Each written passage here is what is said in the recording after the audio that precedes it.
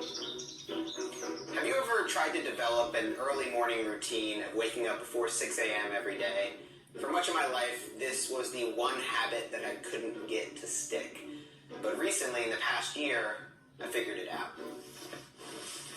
But first, my videos are brought to you 100% advertisement-free because of a small group of amazing Patreon supporters. In return for your support, I create exclusive videos that I don't release anywhere else.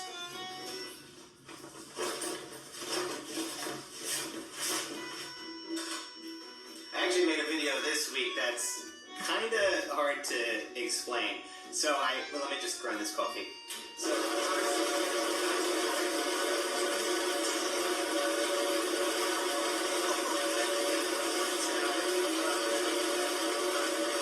It was crazy. It was like one of those things that you had to really be there to believe. But you can check it out on Patreon. I think you guys are really going to like it.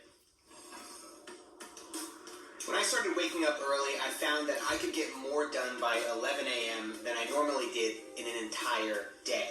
I got more done, I was less stressed, and by 5 p.m. I could either relax or spend time with the people I cared about. Now, if you're somebody who's following a 9 to 5 route, then you may be able to use your mornings to focus on your passions, to start writing or build that business from the ground up.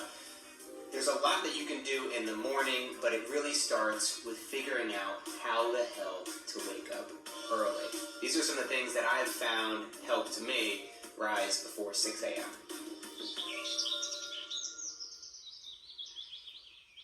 In order to commit to this new change, you need to understand why you want to make the change in the first place. When you focus on the benefits that you'll receive, it's going to be much easier to make this habit stick.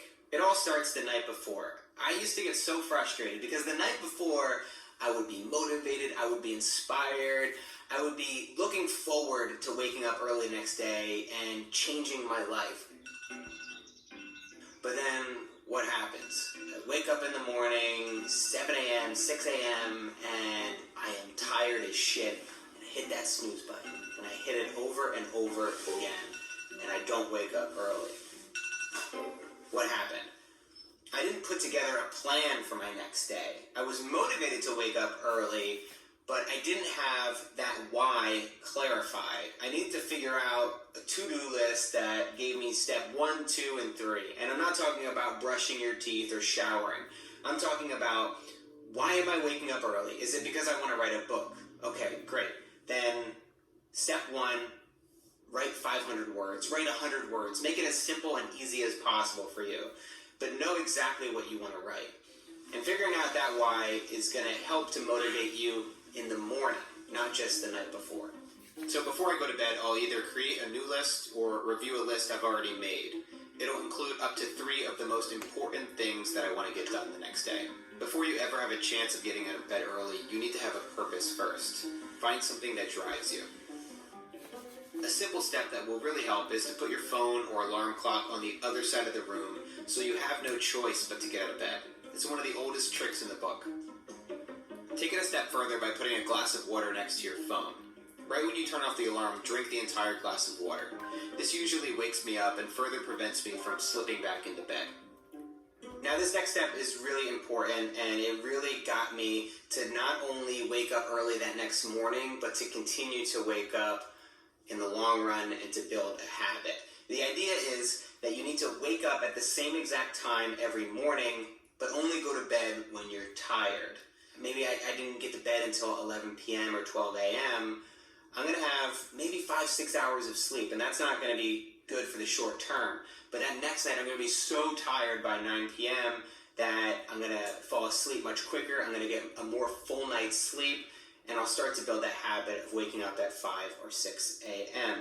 And eventually what happens is you start to wire your brain to wake up at that time, and you'll start to wake up even minutes before your alarm clock goes off. Anybody who has an early morning routine will know this, that waking up early gets easier the more you do it. Explain to your partner why you're doing this.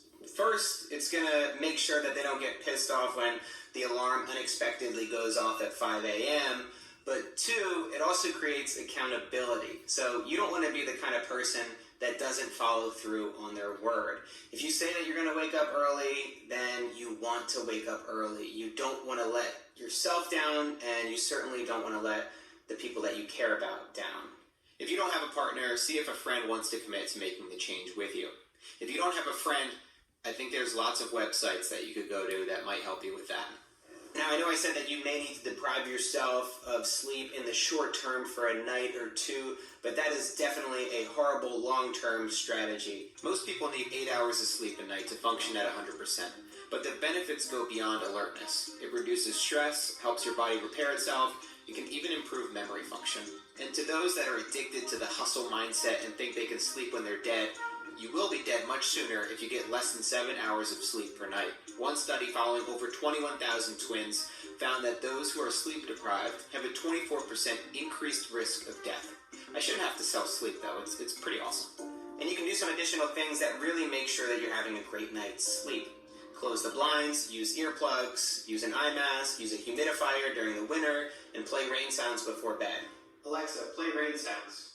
Playing the Rain song by Led Zeppelin. Son of a bitch. All these steps will help to make sure you get a full night's sleep and wake up well rested.